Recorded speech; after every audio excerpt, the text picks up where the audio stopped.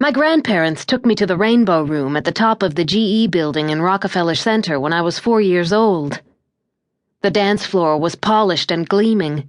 There were waiters in white dinner jackets and black tuxedo pants, and we ate duck for dinner, its tender flesh and deep gamey flavor a revelation. For dessert, a kindly waiter brought me a black and white cookie on a little china plate. Lest you think something as special as an evening at the Rainbow Room would be lost on a 4-year-old, don't worry. I'll never forget it. Though it may be hard to believe, however, that wasn't actually when I fell in love with New York, even if I was awfully charmed. The weekend I fell in love came along several years later. I was 9, and my father and I were visiting the city with my grandparents again. My Grandma Ann had grown up in Brooklyn, and my Grandpa Dave, one of 8 children, had grown up in the Bronx. They'd moved away from the city as a young married couple when my grandfather got a job at the Philadelphia Navy Yard and had settled in a quiet suburb of Philadelphia, where they would go on to raise their sons and spend the rest of their lives. But they left their hearts in New York. The Philly suburbs were a pallid substitute for the big vibrant city they'd grown up in, and even after 50 years in Philadelphia, when asked where they were from, my grandparents always said, New York.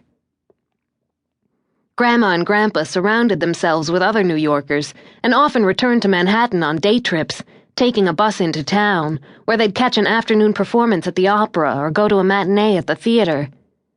Afterward, they'd have an early bird dinner with their friends at an Italian restaurant in Queens with thick white tablecloths, Neapolitan waiters, and red-sauced pasta before heading back home again. One weekend in 1986, my father and I met them in Manhattan. We went to see Madame Butterfly at Lincoln Center, where I sat on my grandmother's lap as the long-haired, doomed lady in a kimono sang, and we rode across town in a yellow cab driven by a man with an old-time Brooklyn accent. We met old friends of theirs for lunch and walked up Fifth Avenue, the city pulsating, alive, around us. I gaped at everything. The masses of cabs, the looming buildings, the people, as colorful and wild as anything I'd ever seen. I loved the narrow streets of the East 20s and the glitter of the Plaza Hotel. We walked past vegetarian kosher Indian restaurants and power-suited, big-shouldered businesswomen on Fifth Avenue. And I fell hard and fast.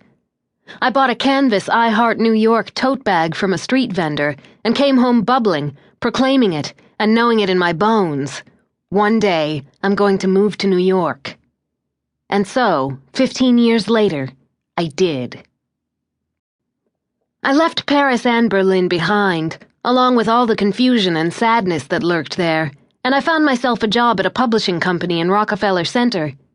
I had a little desk outside the publisher's office, and I answered his phone, fending off agents and authors, took notes in meetings, went out to book parties with other assistants, and reveled in bagfuls of free galleys.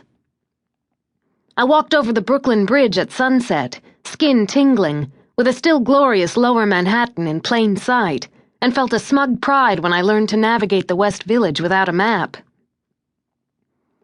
I had a small room in an apartment with 2 girlfriends on the Upper West Side, just across from Zabar's and a few blocks from Central Park.